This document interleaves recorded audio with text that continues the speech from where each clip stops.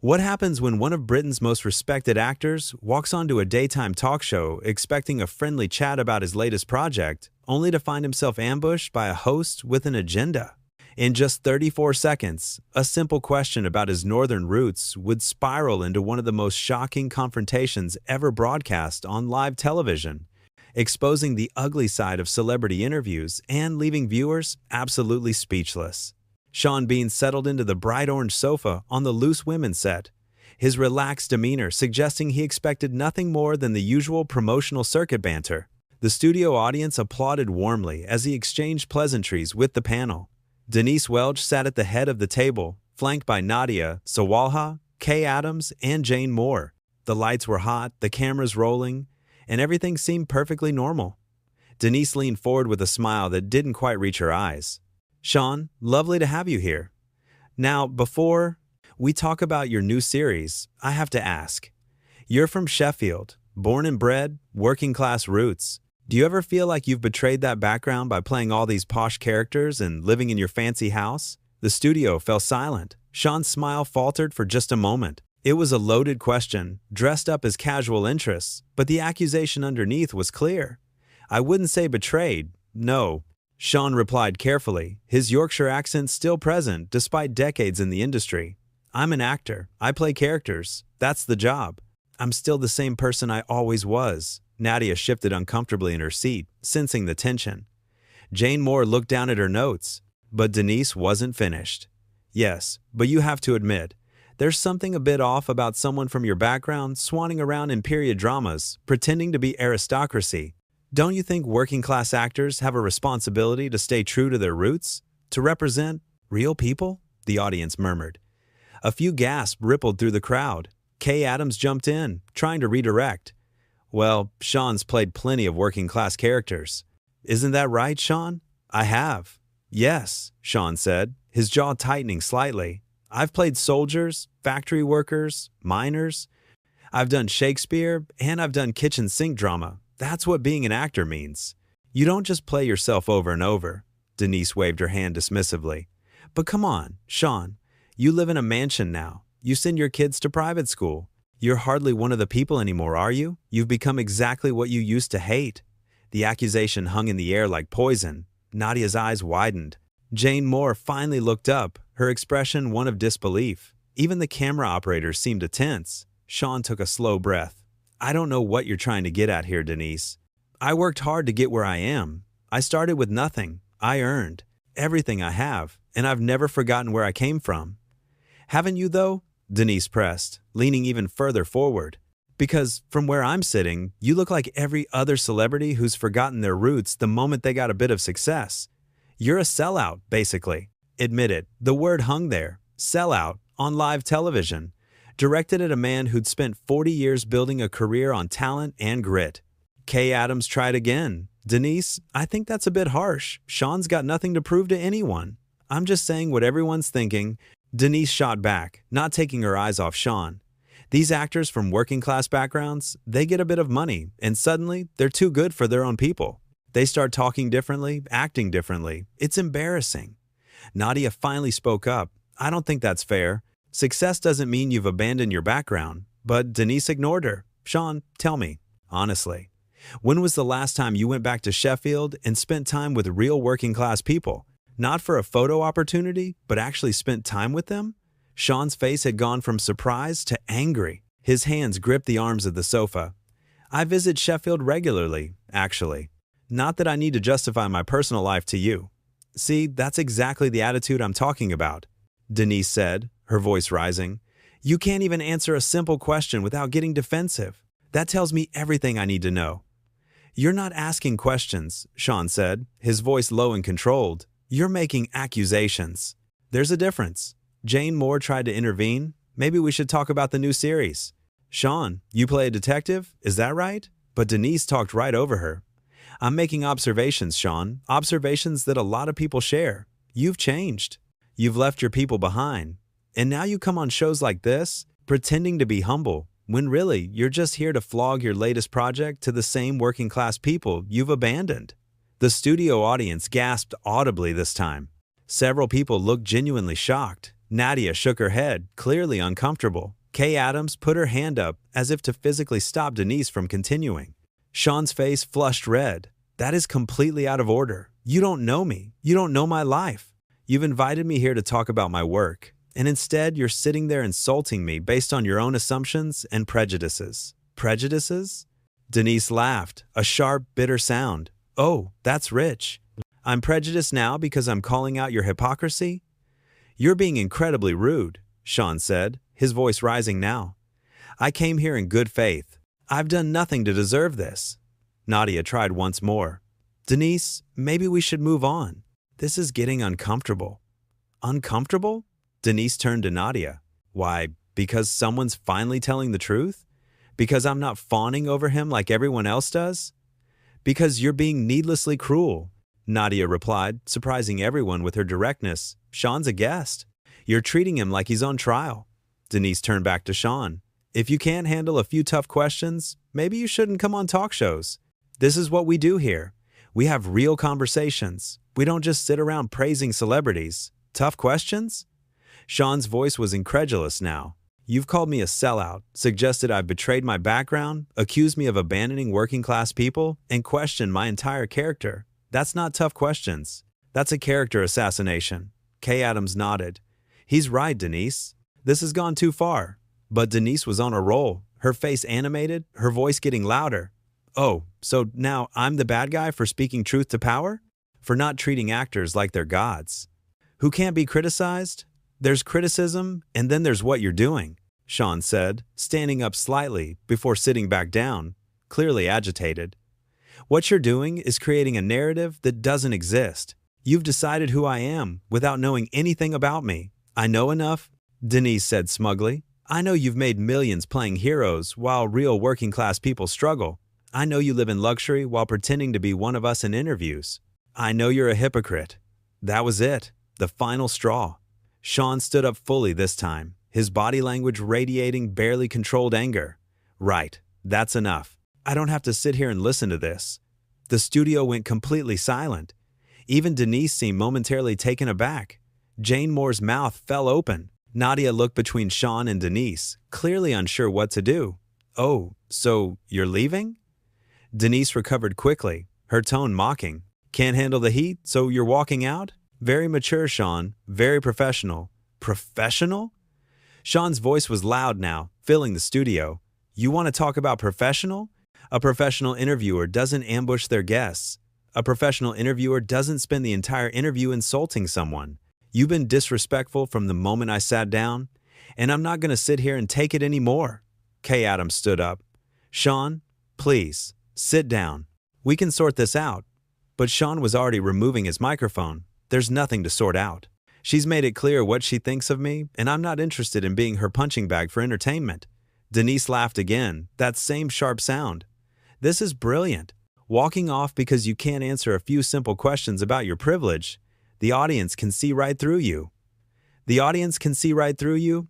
Sean shot back, pointing at Denise. They can see you're a bully who gets her kicks from attacking people on live television.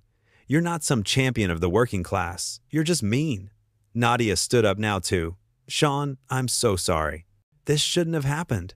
It's not your fault, Sean said, his voice softer when addressing Nadia. Then he turned back to Denise. You should be ashamed of yourself. This isn't journalism. This isn't even entertainment. This is just cruel. Denise stood up, facing Sean across the coffee table. Don't you dare lecture me about cruelty. I'm trying to hold people like you accountable. People who profit off their working class image while living like royalty. People like me? Sean's voice was dangerously quiet now. You don't know anything about people like me. You sit here in your studio, making judgments, stirring up controversy for ratings. You're not holding anyone accountable. You're just being nasty because you think it makes good television. Jane Moore finally stood. Both of you, please, let's calm down. I am calm, Sean said, though his shaking hands suggested otherwise. I'm calmly leaving. I'm calmly walking off this set because I refuse to be disrespected like this. Fine, leave, Denise said, crossing her arms. Run away. That's what people like you do when things get difficult. You run back to your mansions and your privilege.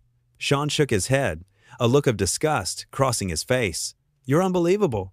You really think you're the hero in this scenario, don't you? You think the viewers at home are watching this and agreeing with you? I think the viewers appreciate honesty, Denise replied. Something you clearly can't handle. Honesty? Sean's voice rose again. You wouldn't know honesty if it hit you in the face. You've constructed this entire fantasy about who I am based on nothing but your own bitter assumptions. That's not honesty. That's delusion. The other panelists looked mortified. Kay Adams had her head in her hands. Nadia was visibly upset, her eyes glistening. Jane Moore stood frozen, clearly not knowing how to intervene. Bitter? Denise's face twisted. I'm not the one storming off set because I can't handle a conversation. This isn't a conversation, Sean said, his voice echoing through the studio now. A conversation requires two people actually listening to each other. You've done nothing but attack me from the moment I arrived. You had your agenda before I even walked through that door. My agenda is calling out hypocrisy, Denise insisted. If that makes you uncomfortable, that's your problem, not mine. Sean picked up his jacket from the back of the sofa. You know what makes me uncomfortable? The fact that people like you have platforms to spread this kind of toxicity. The fact that you think attacking someone on live television makes you brave or important. I'm not attacking you, Denise said, though her aggressive posture and tone suggested otherwise. I'm asking difficult questions that other people are too scared to ask. You're hiding behind that excuse, Sean replied, putting his jacket on. You're hiding behind this idea that you're some fearless truth teller when really you're just being cruel for the sake of it. Nadia stepped forward. Sean, on behalf of all of us, I apologize. This is not how guests should be treated. Thank you, Nadia, Sean said, his anger softening slightly when he looked at her. You've been nothing but kind. But I can't stay here. I won't give her the satisfaction of continuing this circus, Denise snorted. Circus? You're the one making a scene. I'm making a scene? Sean's voice was incredulous. You've spent 20 minutes insulting me, questioning my character, calling me a hypocrite and a sellout, and I'm the one making a scene because I'm refusing to accept it? You're making a scene because you're a diva who can't handle criticism, Denise said, her voice dripping with contempt. There's criticism, and then there's what you're doing, Sean repeated, his voice heavy with frustration. What you're doing is personal, what you're doing is nasty, and what you're doing says far more about you than it does about me. Kay Adams tried one last time. Please, both of you, let's just take a breath. We can end this civilly. She doesn't want civil, Sean said, gesturing at Denise. She wants drama. She wants conflict. Well, congratulations, Denise. You got what you wanted. You pushed and pushed until I had enough. Are you happy now? I'm happy that people are seeing the real you, Denise replied. The you that can't handle being challenged. The you that throws tantrums when things don't go your way. Challenged? Sean's laugh was bitter. Is that what you call this? I call it bullying. I call it unprofessional. I call it disgraceful. Jane Moore stepped between them. Sean, if you want to leave, that's your choice. But maybe we could end this more positively? Sean looked at Jane, then at Nadia and Kay, who both looked mortified by the whole situation. Then he looked back at Denise, who stood with her arms still crossed, a defiant expression on her face. There's nothing positive about this, Sean said quietly. She's made sure of that. She came into this with her mind made up about who I am, and nothing I could have said would have changed that. So yes, I'm leaving, because I have too much respect for myself to sit here and be treated like this. Such a victim, Denise muttered, just loud enough for the microphones to pick up. Sean froze. He turned slowly back to face her. A victim? You think standing up for myself makes me a victim? You think refusing to be disrespected makes me weak? I think walking off makes you look guilty, Denise said. If you had nothing to hide, you'd stay and defend yourself. I have been defending myself, Sean said, his voice rising again. For 20 minutes, I've been defending myself against your relentless attacks. But you're not interested in my defense. You're not interested in the truth. You're only interested in your narrative. Nadia moved closer to Sean. Please, ignore her. She's just trying to get a reaction. She's got a reaction, Sean said, though his voice was calmer now. She's got the reaction of a man who's had enough. And you know what? I'm not ashamed of that. I'm not ashamed of walking away from someone who's treating me badly. Denise laughed. How noble, the brave actor walking away from the mean talk show host. You'll dine out on this story for years, won't you? I won't talk about this at all, Sean replied, because giving you any more attention is more than you deserve. You're not worth my energy, Denise. You're not worth anyone's energy. There it is, Denise said triumphantly. The real Sean Bean. Arrogant, superior, looking down on the rest of us. Looking down? Sean's voice was quiet but intense. I'm not. The one who spent this entire interview trying to make someone else feel small. I'm not the one who's used their position to bully a guest. That's all you, Denise. That's all you. Kay Adams put her hand on Denise's arm. Denise, please, let him go. This has gone far enough. But Denise shook her off. He can go. He can run back to his mansion and his privilege. But the viewers will remember this. They'll remember how he couldn't handle a few tough questions. They'll remember how you treated a guest. Sean corrected. They'll remember your cruelty, your arrogance, your complete lack of respect for another human being. He turned to the audience, who sat in stunned silence. I apologize to all of you for this. You came here expecting a pleasant afternoon show, and instead, you got this.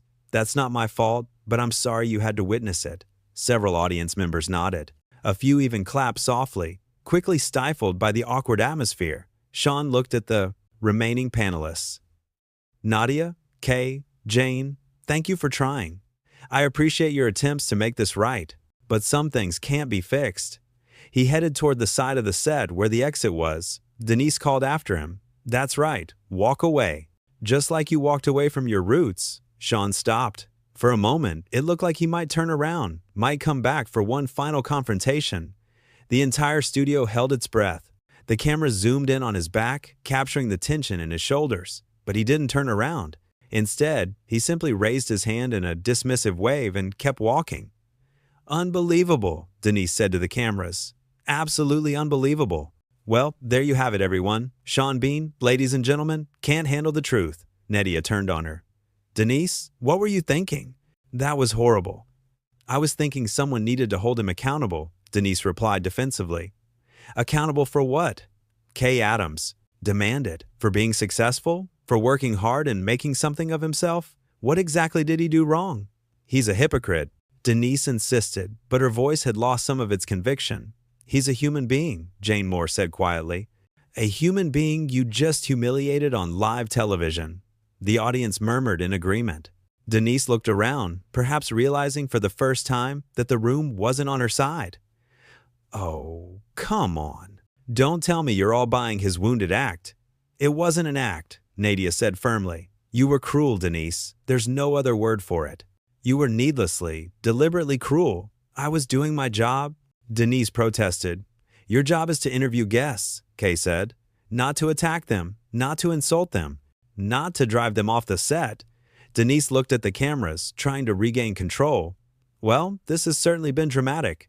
We'll take a quick break and be back with more Loose Women after this. But the damage was done. As the cameras cut away, the studio remained in shocked silence. The audience members talked among themselves, many shaking their heads. The other panelists refused to look at Denise. Backstage, Sean was removing the last of his microphone equipment when several crew members approached him. Are you all right? One asked. I've been better, Sean admitted, but I'll be fine. I'm just glad I left when I did. Another minute, and I might have said something I'd really regret. For what it's worth, another crew member said quietly, we all thought she was completely out of line. That was painful to watch. Sean nodded his thanks. He could hear the muffled sounds of the studio through the walls, could hear Denise's voice trying to maintain control of the show, trying to move on as if nothing had happened. But something had happened, something that would be talked about and analyzed and replayed. A moment where a respected actor had been pushed too far by a host who seemed to think cruelty equaled honesty, who mistook aggression for bravery.